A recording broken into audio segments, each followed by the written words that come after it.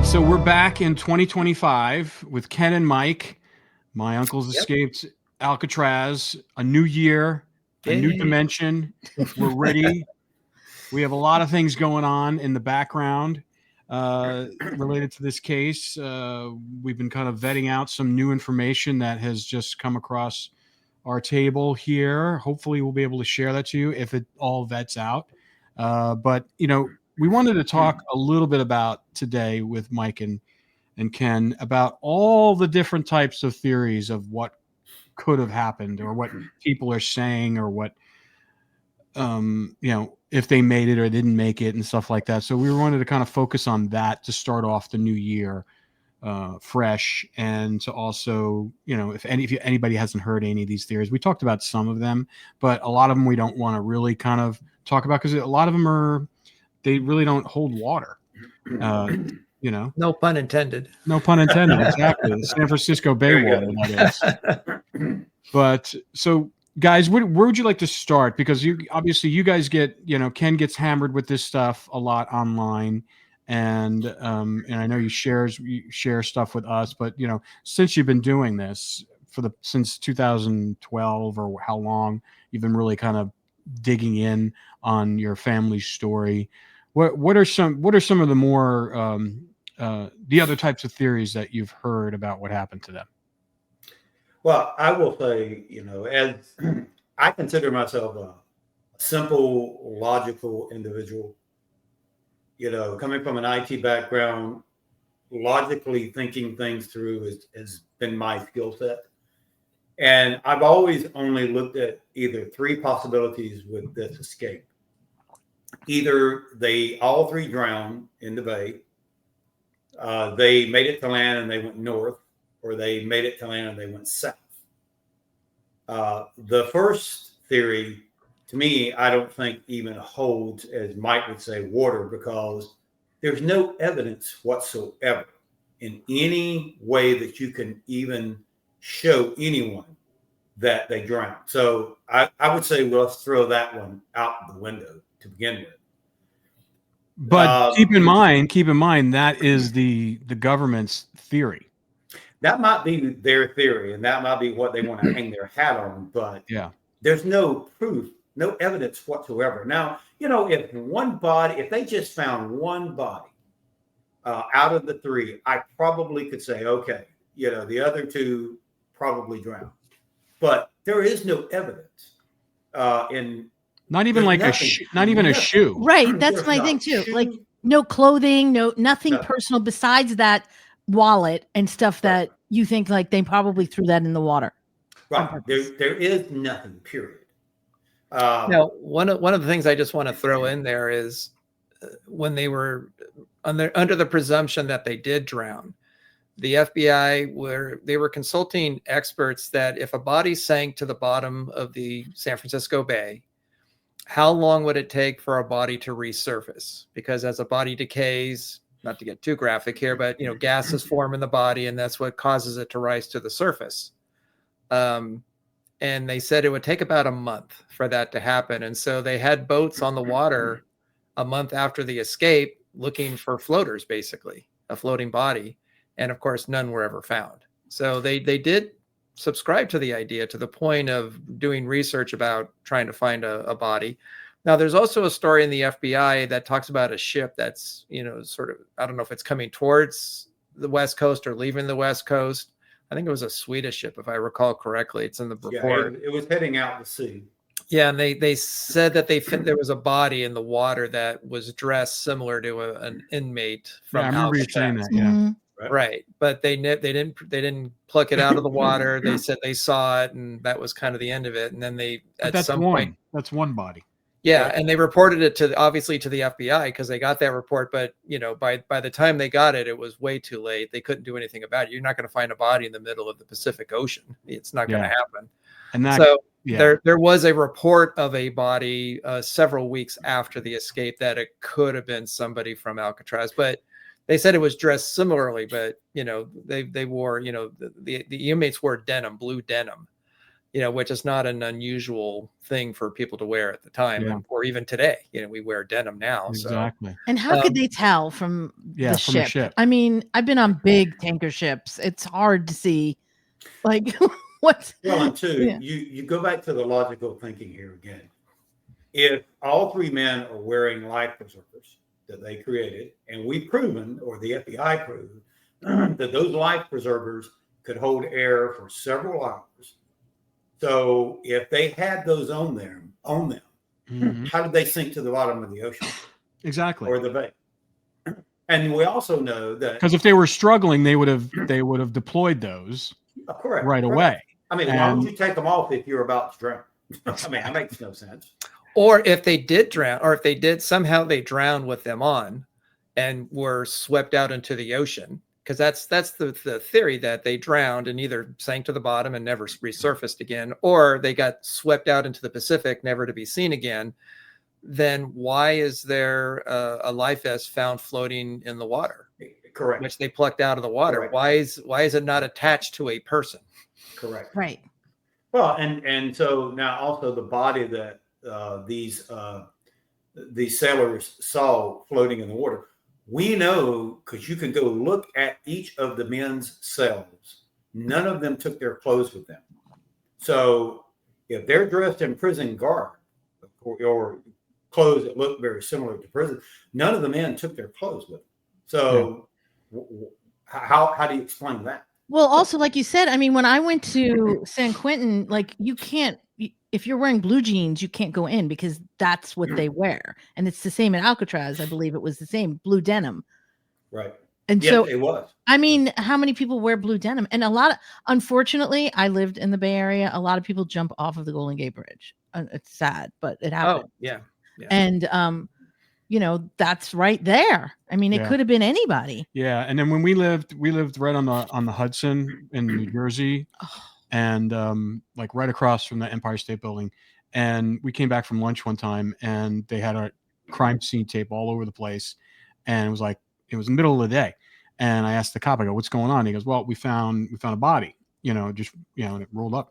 And I go, "Where do you think it is?" It was probably someone, jumped off the George Washington Bridge, which was like literally a quarter mile north of us. And I said, "Do you find bodies a lot?" And he goes, "Yeah, we find bodies all the time." And he pointed out, and I go, "How long does it usually take to find a body?" He goes, "Well, they float pretty quickly. After they, they don't sink. Bodies don't really sink, even if they jump off a bridge. I mean, they don't really, they kind of, all the chemicals in the body, they get bloated up, and they're almost like flotation devices at that point. They don't sink." Right. So I wouldn't think that if they did die like that, they would have floated to the surface. Also with the marine life there's bodies floating around in the bay. I mean, there's sharks in there. There's tons of sea life in there that, and I also don't think, I don't know what the currents are like there and how they flow. I know they're very strong currents, but I think majority of the currents, and I don't know. I mean, would the currents seem like they would be coming more from the ocean into the bay as opposed to from the bay to the ocean? Or maybe they go both ways. The current, one of the reasons why the currents are so strong in the bay is because the opening where the Golden Gate Bridge is relatively narrow. It's not that wide. I mean, it's the width of the Golden Gate Bridge, which is, I think it's about 1.25 miles or something like that, where you have this very, very large bay with a lot of water. And when the tides go out, it's about 3 or 4 miles an hour, which is, faster than a person can swim, generally speaking. Mm-hmm. And so so for those who say that, if they tried to paddle their way to freedom, like to Angel Island or to San Francisco, and the tide is going out, you can't overcome that pull through the bay. It's too strong. You can't. It's just not possible. And Ken has talked about when he's done the. I was going to say, Ken, you're the test subject here. You actually swam the bay from Alcatraz to the shoreline. How was that? How were the current? Current was very strong. When I jumped in the water along with 2,000 other people, which they do it every year. I had no problem making it across. In fact, I actually swam it faster than I was supposed to, because I actually came to shore ahead of the exit point. But again, there were several people there that swam it that only had one arm. So they're swimming at half the speed I am. So, is it a durable thing? Of course it is. I've seen people go in there's a documentary not too long after the escape, maybe 10 years, where an individual went in at the, I guess it'd be the western part of the island, and he swam all the way across it in a wetsuit, just a regular bathing suit. And, they asked him, what is your theory? Do you think they could have made it? He said, absolutely. He's like, they had one thing I didn't have going for me. They had motivation.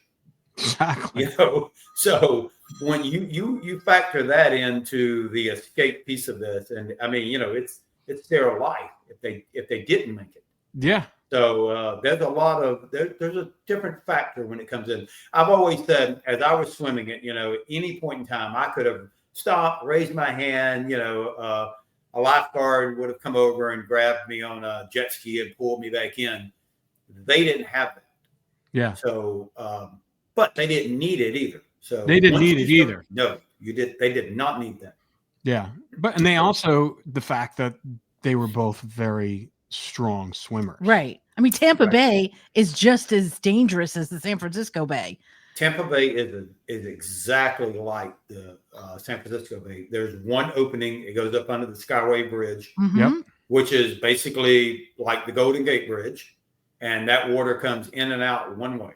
And it's exactly the same way. I mean, the only thing you're not dealing with there is the severe water temperature, because the water's... Well, in the winter, though, it is proven that in the winter, it can actually get colder there than in San Francisco. Oh, really? Yes. Yeah. And there's and in Tampa Bay, there really are sharks. Yeah. So, well, yeah. I mean, there are sharks. Fantasy.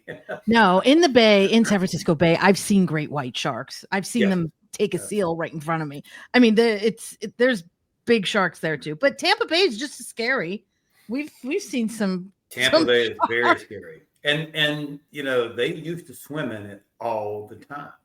Yeah. It was nothing for them to go out and just swim almost across it most of the time. So it's something that they were used to. But again, they did not have to even get in the water if they didn't had wanted to. They had a raft, they had a boat, so. I mean, I just think the fact that cop saw that boat at that time. Yes. That there says are to me, too like, many logical things. Yeah. Not to. At the same time that's happening, he just happens to see a boat coming from there where there's no boats coming from there at that time. Right. And let me speak properly. It was unusual to him and it caught his attention. So that to me says something.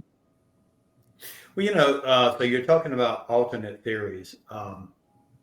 The boat actually plays into another theory. And it was the reason why I met Art Roderick for the first time in 2014, excuse me, in November. We were getting ready. We had been contacted by the company that ultimately did the show for History Channel.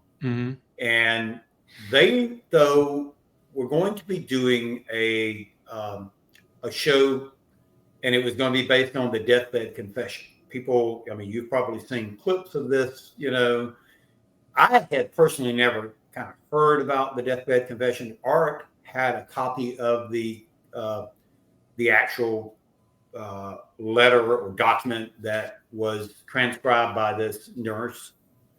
And this would have been John. No, this was an African-American man. Oh, so okay. If you don't know the story, I can give it to you kind of in a nutshell. Yeah, give it. Yeah, because I don't know. I remember pieces of this, but I don't remember all of it. Yeah, I mean, of all the alternate theories, I just want to jump in here. Of all the alternate theories, I'd say this one is probably the strongest as far as plausibility. Yes. Now, there's a lot of holes in the story. There are a lot of issues with it, but of all of them, this one has the most detail and a firsthand account of what supposedly happened the night of the escape. So supposedly this, and I learned about it through Art as we're shooting this clip. We were doing a pilot for what the show was supposed to be about. But supposedly this African-American man, and this is taking place in Seattle, he has cancer. He's dying. He's in like an assisted living nursing type home. And as he's about to die, he tells the nurse he's got a story he wants to tell. And so he tells this story about how he was part of the group that picked the 3 men up in the water from Alcatraz when the escape occurred. And this is where some of it starts overlapping into our story. They used a fishing boat, a pristine white fishing boat that they had that was owned by his family. I believe that his family lived somewhere just over the line into Canada. And they took the boat. It was set up by this, the actual person who financed it was another African-American man who used to drive for Bumpy Johnson? For Frank Morris. He was the driver that worked with Frank Morris when they robbed a bunch of banks. Got it. So it was an African-American older gentleman that lived in Seattle, kind of out in the country, and he was financing this escape piece of it, the boat piece of it.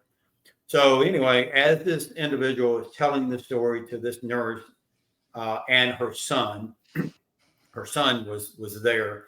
The story was they picked up the 3 men, and he talked about when John lost the pouch.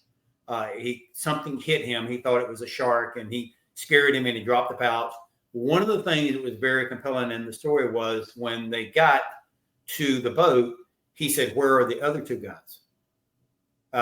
Because I thought there were supposed to be 4 of y'all. And so he knew then about this other person that was supposed to be coming that didn't come. And so because the plan had been set into motion, months before they actually picked them up in the water. Yeah. So then the story was they picked them up in the boat. They went up under the Golden Gate Bridge, went north, went into Seattle, docked there, and they ferried the 3 men out to where the guy was that Frank Morris used to run with, and they were hiding there. And then he gave each of them $25,000, and the black guy who helped them on the boat was with another individual, and they were supposed to ferry them into to Canada. And so they came to pick them up in a truck. The 3 men got in the back of the truck, covered them up with a tarp. They're heading down, on the road that's supposed to be heading to Canada. And this was out in there was a mountain range outside of Seattle. I don't remember the mountain range, but he's telling this, and he's talking about you got the volcano where they were at. Cascade Mountains. I think it's Cascade. Yeah. Cascade Mountains. And so he said that as they looked at each other, the 2 men, and one of them had a gun up under the seat, and they said, there's $75,000 sitting in the back of the truck, and these men are supposedly supposed to be dead anyway. So he said they pulled off the side of the road, said they were going to use the bathroom, and they walked around to the back, lifted the tarp up, and shot all 3 men. And in fact, they drug them out, and John was still alive. And he's graphically telling this in his confession. He had to reload the gun and shoot John again. And then they buried him in a shallow grave. And he talked about that there was 3 trees that was like in the middle of these 3 trees. And so as he's telling this nurse this, he's dying. He wanted to take the nurse and the son to where the bodies had been buried. They went out to this location and they hung horseshoes. They nailed some horseshoes on all 3 trees so they would know where the center was. And then he died. And then he was supposed to have been buried in the local cemetery. Well, this document, this letter, confession, I guess floated around for several years until a friend of Art's got a hold of it and then gave it to Art. And he showed it to the production company, and they were going to make a show out of it. Mm-hmm. And so as we're filming this pilot piece of it, I'm sitting down talking to Art, and I'm going, okay, he's sharing this document with us. They're trying to get our reaction, me and my brother's reaction to it. And I really kind of felt like, okay, this could be like Mike said, this could be a solution. But it didn't make sense. I told them in the clip, we had always heard they went south, not north. So I started asking Art, okay, I was like, well, so in this confession, we know where he's buried at, right? Well, yeah, but we haven't been able to find the grave. Okay. Well, what about the nurse? Well, we've never been able to locate her. We don't know if she even existed. Well, what about her son? Because all these names are in there. They have names. And no, hadn't been able to find the son, nor the mom and dad of the black man who said that they gave him the boat, because he names them and where they live. They were never able to locate them or find anything about them. They went out, they looked for these trees with these horseshoes on them, never could find them. But part of the show that we were going to be putting together was we were going to try to find this location. Yeah. It really sounded like most of it was hoax, because they could not collaborate any of it. Mm-hmm. Nothing. Yeah, doesn't sound like. Or what about even the hospital? The hospital that he was in, or the home? Even the hospital. Hospital had no record of him even being there. Oh, Never had a record of this nurse even working there. So everything. And what year did this happen? This, I don't remember the year or the setting. For some reason, I want to say it's in the 70s. Okay, 70s. Art never let us actually read the deathbed confession. He gave us information that like I said, we were supposed to be putting together this pilot, and History Channel was supposed to be doing a show about it. And we were supposed to be tracking down the burial place of the three men. But it never happened. So, Art just, every time I would ask Art about, because I'm very inquisitive about, okay, well, what about this? Have you been able to find this? Nope, can't find this person. What was so strange though was, one, they did mention a boat, a fishing boat. They did mention that it had just been painted white, the sky, which matches what Chechi saw. Okay, he said it was a very pristine white boat, so it matched what Chechi said. Yeah. He did know that there were supposed to be more than 3 people. And that was something that had not been released to the public. So he did know that piece of it. He did kind of recognize and identify someone. Wasn't there information out there? Wasn't there information out there at that point? I mean, by the 70s, there wasn't. No, what about when Chechi? Well, they did know about West, but they didn't know about the other 2 men that the trio had told them to stop digging. So this guy was expecting all of them, according to his, as he's telling this deathbed confession. Not only was he expecting West, he was expecting 2 other ones. Yeah. So that no one knew about until the FBI files were released. So a couple of things just to mention is, Ken talked about the money that each of them had $25,000. They got the money was so that they would use that to start new lives in Canada. That was sort of seed money for them. And they got the money from the families. So the families were told that where they were, because they were hiding out there for several weeks before they were going to move them to Canada. What families? The Anglin and the Morris families. Yeah, that would have happened because my family didn't have any money. Well, and that's what I was going to bring up. Yeah, that the families were notified, hey, the 3 are here, and we want to move them to Canada, and we need money to do that. And so, I looked it up. $75,000 from 1962 today would be worth $783,000. So basically 10 times what it was then. The idea that the Anglin family would have the equivalent of, $500,000 in our money to give to them, and then the Morris family would have, another $25,000, which would be about $250,000. And he had no family.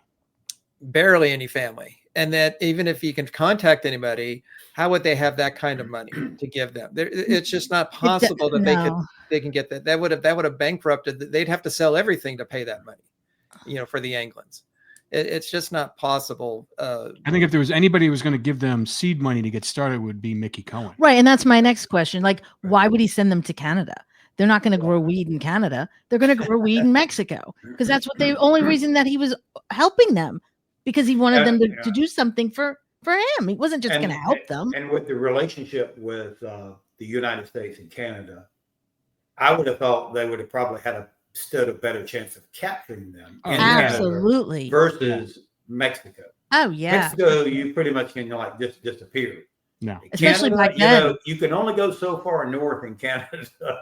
Well, I mean, people went to Canada. So. I mean, conscientious objectors went to Canada to avoid the Vietnam War, but Canada's not going to throw back conscientious objectors, but they're going to throw back and extradite prison escapees easily. Yes. Most definitely. Plus, they're from Florida. Why would they go north? I mean, seriously, they don't know how to farm in snow. How are they going to? Talking about that's the reason I'm saying you some of these theories you just have to logically kind of look at it, and it really just doesn't make any sense. Exactly. Put it all together. Well, and I also will say this: I did see a documentary a couple years ago that was doing exactly that. They were looking at this deathbed confession. They were looking at all the facts and the little clues that they give about where they were possibly buried, and they go to the spot where they think it happened, and they're in the middle of the woods. There's woods for miles and miles and miles and miles and miles. This is outside Seattle. Yeah. Even if they were buried there, you're never going to find them. Probably. No, trust me. We've been up in there. We did a whole show on a serial killer, the Green River Killer, in that area. We were up there for months, and he gave us locations. And we had cadaver dogs. It's so dense. Ugh. We're talking and they went up there and they went to the spot that they seemed to think was the spot, because there were several clues. And one of them, they talked about was the horseshoes. And I think they had a tree that had a horseshoe kind of sort of grown into it and some other markers, and they didn't find anything. And they have since gone back there, and other people are still trying to find them. That they're still, it's sort of like there's a lot of interest in finding the escapees outside of Seattle, and to date they've not found anything. Now, if you're able to talk Art into coming on, and he has the complete letter that was written. So well, he read it to us. He might read it for you. We'll see as we get closer. I mean, to me, I agree with you, Ken. I mean, it doesn't factor into the logic test. No, it just doesn't. First of all, the Anglin family didn't have $500,000. I mean, that's ridiculous. Well, now I've seen documentaries that talked about that, but now Art did say as we were filming, that the money actually, which I still don't believe it, came from a bank robbery that Morris and his black cohort had robbed and had stashed away. So he said that the money came from a previous bank robbery. Now, I don't know how he knew this, and I don't remember him reading that in the actual document that he had. Well, he may have been connecting the dots, saying that, when Morris was captured, he may have socked away money somewhere. Right. And that was the reason why Morris went to one of his, according to Art, this black individual used to drive the getaway car for Morris. Mm-hmm. So Morris would go in and rob the bank. I'm assuming that's how it happened. And then they jump in the car, and this guy was the driver. And so somehow he never got caught, and they still had all this money from a previous bank robbery. And that's where they went and met with him, got the money, and then were supposedly on their way, to get dropped off. But here's something that would have been kind of interesting too. If that's true, and I asked Art this. So if this was a good friend of Frank Morris's, who gave them the money, who set them up to go into Canada. He's the one who, hired these two individuals to drive them there. Don't you think he would have become suspicious if he never heard anything from his friend? Like, okay, I wonder if they actually got there. So, yeah, I mean, surely they were some way for them to keep in contact since they knew each other. Yeah. And for him to have never been suspicious, like, okay, I've never heard anything, about my friend, and these two individuals that I hired killed them. So I don't know. To me, that just didn't make any sense. Yeah. Once again, you have tangible evidence. I mean, it seems like we have more tangible evidence that they made it and went south of the border as opposed to north of the border. Yeah. I mean, it's like, and you especially since you said they couldn't verify No. any of this story. It was just, they just got a letter, and it's like, who wrote the letter?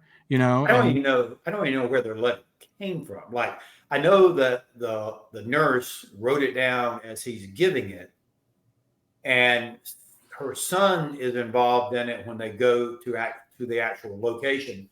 But I don't know what happens. How did that letter get from where she had it to where Art's friend had it? I have no clue. Somehow it got moved around. Someone, I guess, bought it. Yeah, I mean, if you believe the story. Exactly. And then the other thing too to think about is, again, let's presume it's true that this really happened, and the Anglin family was contacted. Well, how is it that, again, that would have been a huge financial sacrifice for them to come up with that kind of money. They'd have to, like I said, sell everything they had to do that. No. And why is it that in Ken's family, no one has any recollection of this story whatsoever? No one in the family knows anything about it. Ken said he didn't even hear about it until the documentary contacted him to say, hey, we got a story that we want to pursue about what happened to your uncles. And it's like, he's hearing about it for the first time. So this would have been a big story in the family. Everyone would have known about it. Yeah. And the only other theory about it is that it could have been money that John and Clarence socked away, but we also know that didn't happen either, because the bank that they robbed was only $19,000, and they got it all back. They got it all back. And so where's that money come from? Plus the horse that Alfred had. I mean, yeah, there, like I said, as Rob said, there's too many pieces that we can prove from the Southern theory of this escape versus the Northern theory. We always, the members of the family that suspected that Uncle Man knew, what was going on, and he was the one in contact, we all heard that they went south. We didn't know how far south. We didn't really kind of hear the Brazil theory of it until much later. But we did suspect and thought that they were in Mexico. Yeah. So that's definitely not going north. Speaking of south of the border, I sent you an article that came out last week in the Daily Mail, and it has to do with the Kennedy assassination and Lee Harvey Oswald. And they released FBI files verifying that Oswald was in Mexico at that time when Candy Barr actually saw him. Yes. And also the whole Jack Ruby thing, because she was friends with Jack Ruby, the whole thing. He was in Mexico as well. Well, and you think about with the Candy Barr, one of the biggest reasons she went to Mexico was because she was about to go to prison on drug-related charges. Mickey Cohen, is in love with her, wants her to marry him. And so he ferries her and her daughter to Mexico, to his farm. He gives them, and this is what's so strange, because this is the very kind of thing that Breezy said was waiting for the three men when they got to shore. He gave Candy an ID and fake money. ID, fake ID and money. Yeah. And so she stays over there for so many, I guess she probably just couldn't take it any longer. I don't know what it's like living in Mexico. She got bored. She was stuck in this place for months, right, and was bored and went back to Texas and got rearrested. Right. So she comes back, she gets rearrested, she's of course a lot of this stuff happens with the escape at this point. And then, as you said, she's being asked by Jack Ruby to come work in his bar. She doesn't want to. He's still trying to befriend her. He brings her. According to how she tells it, he was going to come by her house to drop off a puppy that she was going to keep. I guess he was trying to get in good with her. And as according to her, he had just got back from Mexico. Pulls up to the house, drops off the puppy. There was another individual in the car with him. She goes out to offer him a glass of water. She doesn't know who the guy is. And then a few days later, she's sitting there eating dinner when, of course, she sees him on TV and recognizes him as Oswald. Tells the authorities originally this is what happened. And then she recants her story. She changes her story, says, well, Ruby came by, but there was no one with him. And then not too long after that, the governor of the great state of Texas pardons her. And she walks away free, which is ultimately what Mickey Cohen had always wanted to happen to begin with, right? He was trying to get her free from these drug charges. And she does get free, but it's weird that it happens after she changes her story. Yeah. Well, sure. Was that Connolly? That was Conlon. Conlon was Who was in the car with front seat JFK. With JFK. Was in the passenger seat. And he gets hit by the magic bullet. Exactly. Well, talking about Mickey Cohen again, you also, when I sent you that article, we were talking just on, just via text. And did you say, and correct me if I'm wrong, but did you indicate to me that in the FBI, in some of the FBI files, that there was, that Mickey Cohen left that island more than once? Well, okay. So, yeah, I found this and this is kind of interesting. I went out, I didn't realize the FBI had a vault that you can go out and look at FBI files that have been done off of thousands of people. I mean, some famous people. I'm not able to find, I don't know how I came across this one of Mickey Cohen, because I looked for Mickey Cohen and they had one of his wife, ex-wife, but not on him. But anyway, in this FBI report, it says that he came back to the island and I mean, it doesn't say like, in January of 1962, and then he comes back in April of 19. He gives like January the 14th. I don't know if that's the actual date. January the 14th, 1962. He comes back to Alcatraz. February, like within less than a month. February, he gives the actual date. He was let go again because of this bond. And then he said he finally comes back for the last time on the exact date that everybody knows about, which is April, whatever. No, it was May 14th. May 14th, 1962. So this is the only account that says he came back twice for a short period of time. See, and I looked into that myself. I think the FBI report made a mistake. I think what happened was, because I think it was January 17th that his appeal is denied. His conviction stands of all the charges, basically they're tax related charges. That's how they sent him there the first time. Yeah. And he appealed those charges. And then I think it was January 17th, he's basically reconvicted again, or the conviction stands. And then he was supposed to go back to Alcatraz straight away. But he appeals that decision. And I believe, and I was trying to, because in Alcatraz, they have the cell cards, and I sent you the cell cards that show when an inmate arrives on the island, and then when they move from cell to cell, if they have different jobs, anything that happens to them while they're there is recorded on these cards, whether they're coming or going. And it does have there when he was released. It was in October, I believe, when he was October. Yeah, it was in October when he was released the first time, or the time he was released, I should say.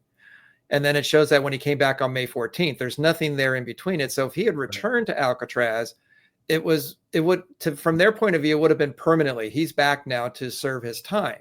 Mm-hmm. And the fact that it's not there makes no sense, because they would have recorded that. And I think probably what happened was, I think he was incarcerated, but it was in Los Angeles because this is where the trial was being held.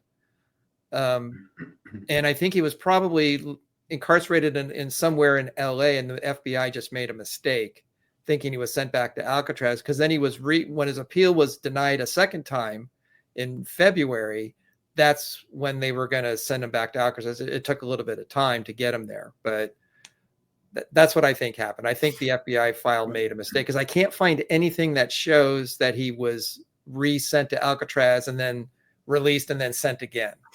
But we do know, okay, that Alcatraz was not that great about keeping records, right? Because even on the night of the escape, you know, the so-called guard who was supposed to check the cells never wrote it down and never recorded it. Or actually, I think he actually recorded it, but maybe he didn't. It was one of what I guess what I'm trying to say is, I'm not also so sure that the FBI report is wrong and the documents at Alcatraz is incorrect. I mean, who is to say? I mean, because you could say either way, right? You could say, well, he came back for a short period of time and they never recorded it down because he left again, versus him coming back and staying there. And so I've always kind of argued, just because it doesn't match up to one thing doesn't mean that it's wrong. Yeah. All I know is, you know, I mean, if you listen to the FBI, like Stewart, I asked Stewart, he was like, they're very good at documenting, the FBI is, on everything that happens. So, you know, are you saying if you don't believe that one document, then how are we going to believe any document? Yeah. But the one thing that, you know, we heard from when we had Amanda on, who was the curator for all the historical artifacts and, you know, on Alcatraz Island, when they interviewed Herman the German, you know, the guard, and he explicitly says in that interview, which was done like a year and a half ago last, you know, and just recently, he said that he went and told his superiors right away, and it never got recorded that way. And he just got put on the hook for that. So it's like, when there's something like an escape, everyone's CYA, you know, they're all looking to kind of cover their ass, and, you know, information can be muddled. And as we know, like in anything government wise or any kind of situation, when there's, you know, law enforcement, everyone, when there's huge, you know, consequences involved for like a government entity, whether it be a prison, whether it be the armed forces, a law enforcement agency, things can get a little dicey, and things sometimes disappear. And just to protect people's reputations, protect people's jobs, you know, they look other way. This file gets missed and placed. I mean, we do it all the time when we're looking for files on cold cases and anything that has to deal with, you know, unfortunately, police, not misconduct, but like if they didn't do something properly, somehow those files, there was a fire, there was a flood, and we don't have them anymore. And, you know, we got transferred to another facility and was going to get digitized, and it didn't make it through. And, you know, and I see how I've been to these government archives, as you guys have, you know, I've been to a lot of them and going through them. They're not the most organized. No, you know, they're not. I remember I went to go March Air Force Base. I was looking for all this World War II documents and footage and stuff like that. And they just kind of threw me in a room and they go, how much time do you have? And I go, I have as much as I need. He goes, well, good, because you're going to need it. You know, and like, you know, I had to literally kind of go through boxes and microfiche and all these other things just to find where number one, if they had it, and number two, where, after I found it on the microfiche, where do they put it? And so, I was there for 2 weeks. You know, I was only supposed to go there for one day. I ended up staying for 2 weeks because when I saw how disorganized, and then I started seeing the organization of the disorganization. I saw, like, I would find things and I would kind of like, oh, that's where they kept that thing. It was a lot of disorder. Well, I will definitely be the first one to say, you know, could the FBI make an error in their reporting? Yes. But so could also the island. I mean, I will never say, oh, well, one's always right and one's always wrong. I mean, you know, it's possible that the FBI report is right and the files at Alcatraz are incorrect. But it could also be the opposite too, right? I mean, I agree with Mike.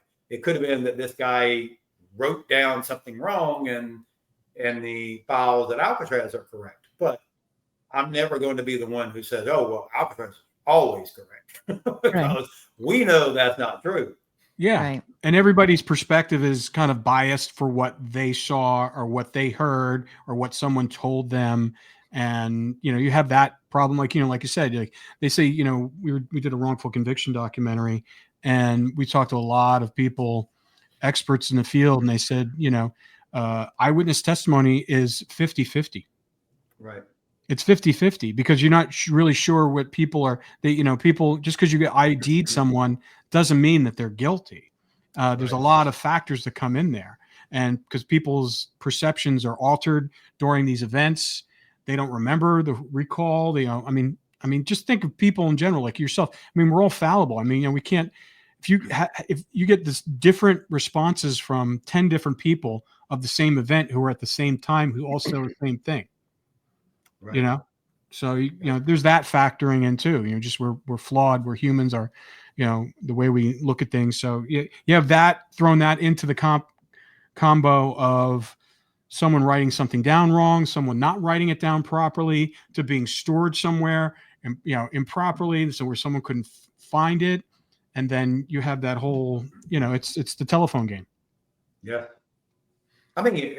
It's kind of shocking, but just about in this story, in this case, just about anything will shock me now. I mean, anything's possible with this story. Right. Absolutely.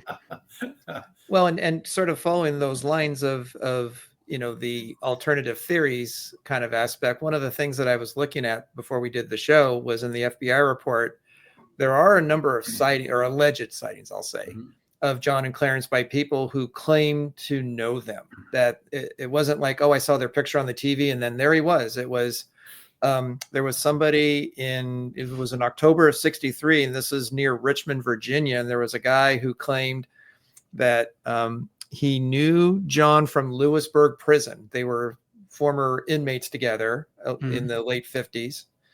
And he knew John, and that he saw John in a tavern in Virginia in October of '63, and he talked to him and he says, I'll get back to you later. Cause it's like, hey, John, is that you? Kind of, they had this conversation. And then later he reported it to the FBI, and there's, unfortunately in the report, there's no follow-up with this person, that he saw him and then he never heard from John again. Or there was another person. And then where was that published? How did you find that out about? It's in the FBI report. Oh, FBI. And then also in the FBI report that in July of '66, somebody who was friends with Frank Morris, they were together in Atlanta Penitentiary. So again, they spent time together. They knew each other, and that he met him in New Orleans, where Morris was that was sort of one of the areas that he sort of lived, hung out.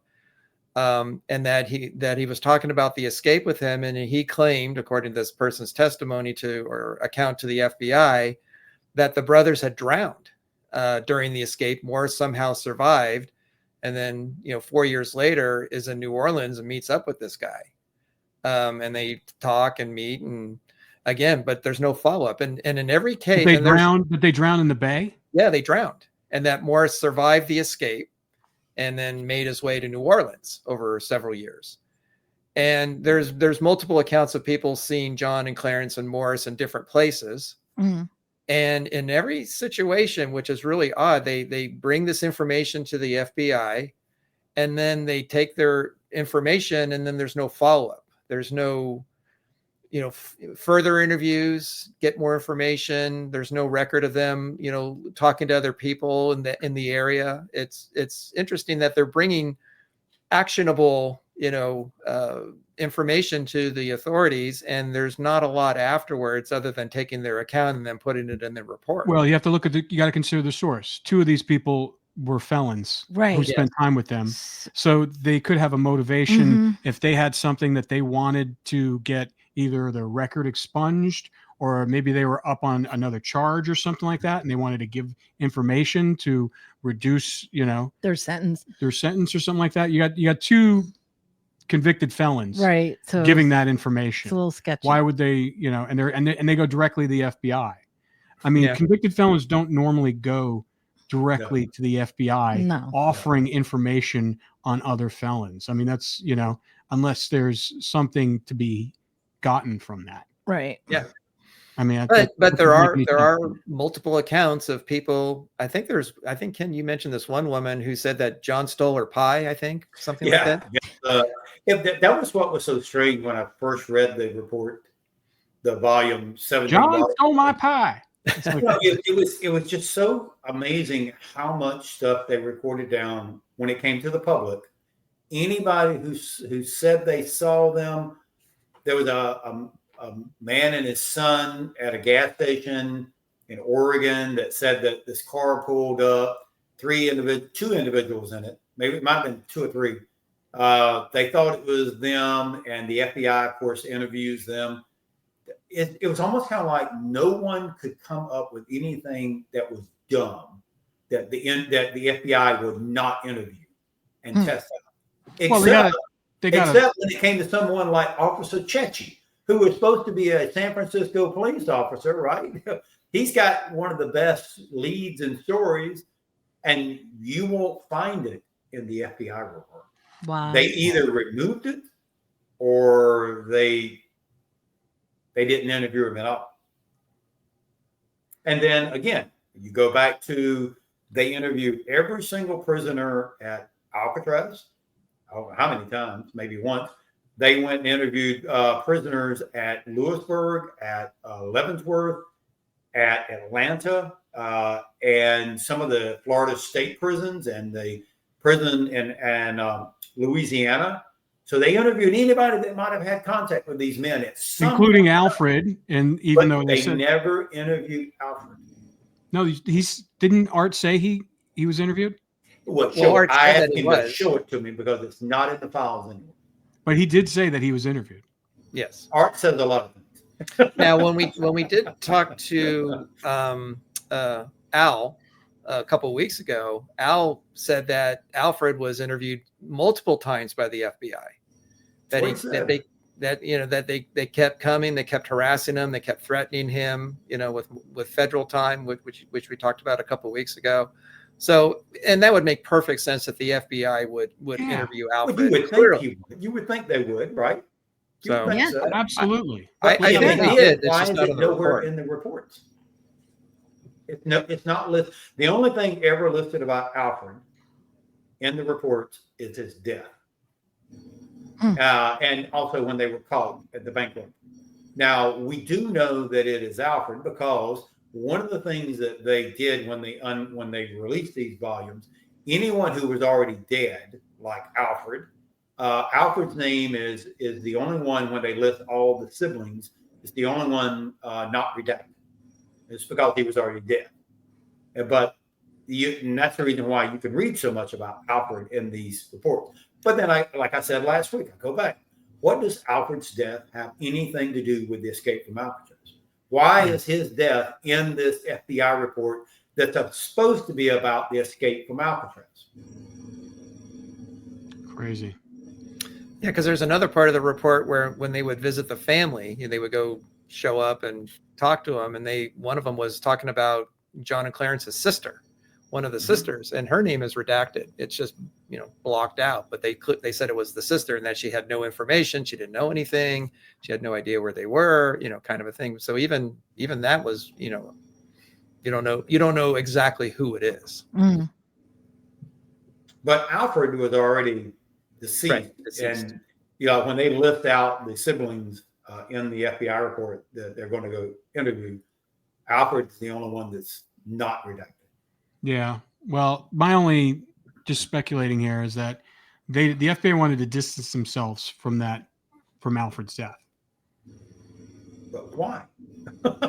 Why would they say? Because if they were hammering them with interviews and interrogations, right, and then he shows up dead, there is some culpability there. If for some reason, I'm just speculating here, but I'm just saying, when you're thinking from that standpoint, you want to reduce your liability as much as possible. Okay, but now after he dies, that's when they go back to Atlanta, because you can look at the date on the FBI report of when they interview his cellmate. That for whatever reason, Alfred's already dead. Somebody goes, hey, let's go interview his cellmate in Atlanta. They go and interview him, and that's where we learn about Uncle Man coming to see him, and that's where we learn about Mickey Cody. Mm-hmm. But my whole question is, and I used to always say, well, why didn't they interview Alfred? Why did they wait for Alfred to die? And then for some reason it went, oh, we need to go interview his cellmate. And it's because Alfred knew something that they wanted to know. And I guess they probably figured, well, maybe he said something to his cellmate in Atlanta. And so that's when they went back and interviewed him.